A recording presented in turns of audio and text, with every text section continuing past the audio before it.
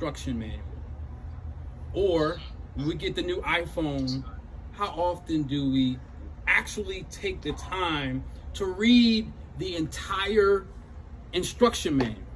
And the question is rhetorical. When was the last time we acquired something, God gave us something, and we actually read the entire instruction manual to its fullest?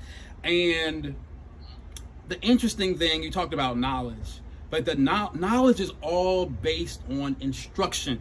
And God gave Adam, the earth man, God gave him instructions. But what we do, what the human nature does, is we read the instructions partly, only well enough to use what we've been given.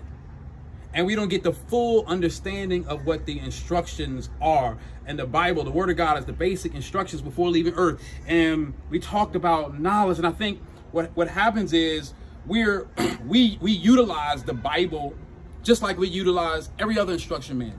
We utilize it only enough to function in what we have. But we need to understand the conclusion of the whole matter. We do need to understand about the altars, like the apostle was saying, the divine altars and the diabolical altars. And we also need to understand, as we're talking about, the generational blessings of what our fathers have passed to us. Even in Genesis, where Isaac is going throughout the land, and he's discovering his father's wells, the wells in I believe the 26th chapter. The 26th chapter. He's discovering his father's wells, but his father's wells have been clogged up. Now, if he did not know that those wells were actually his father's wells, and if he did not know that his father had a blessing over his life that trickled down to him and to his future descendants, then he would have just left it alone.